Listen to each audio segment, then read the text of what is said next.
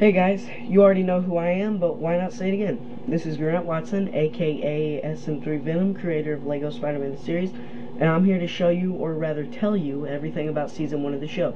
It looks like Sharp Enough beat me to it, but oh well.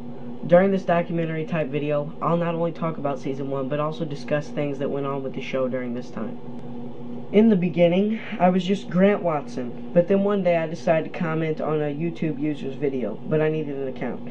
So I thought up what seemed to be the coolest Spider-Man related screen name I could think of, SM3 Venom. Also during that time, I was busy making a LEGO movie with the new camcorder I had gotten for Christmas. It wasn't stop motion, but it was my first movie.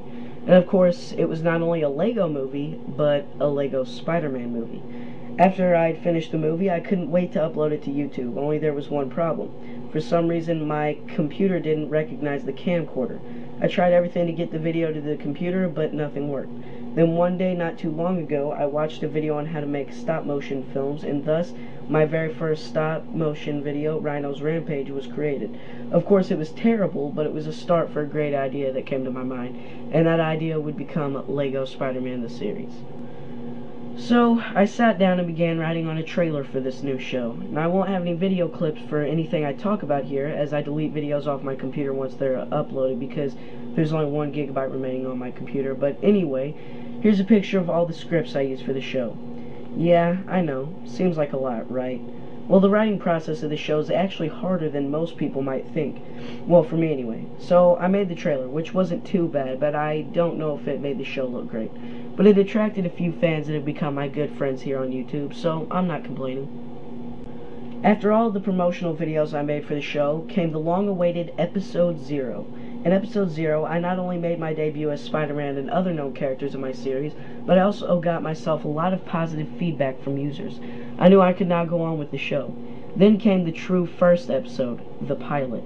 This video showed the origin of my Spider-Man and introduced the characters of Peter Parker and Dr. Connors, who would soon become a major character. This video gained my show immense popularity between Spidey and LEGO fans, and I began to receive friend invites and subscribers. I was very happy with the hype the show was getting, and continued to make my Web-Slinger's big movie premiere.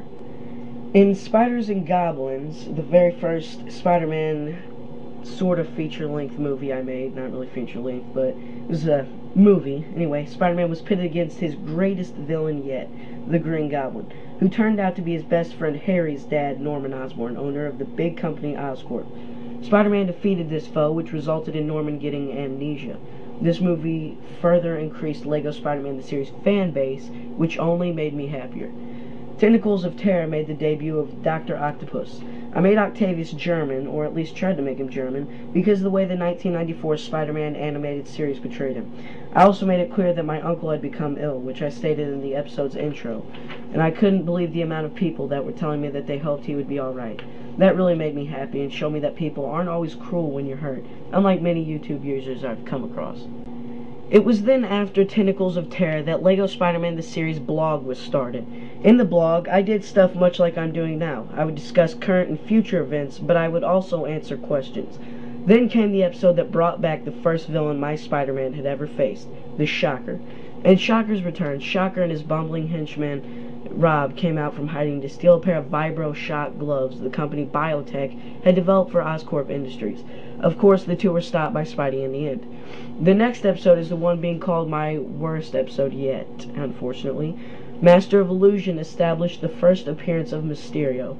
Spider-Man is on his way to delivering Shocker to the local NYPD station to Captain George Stacy when he is told that Mysterio was spotted at the Museum of Mystery and has taken the publisher of the Daily Bugle, J. Jonah Jameson, hostage.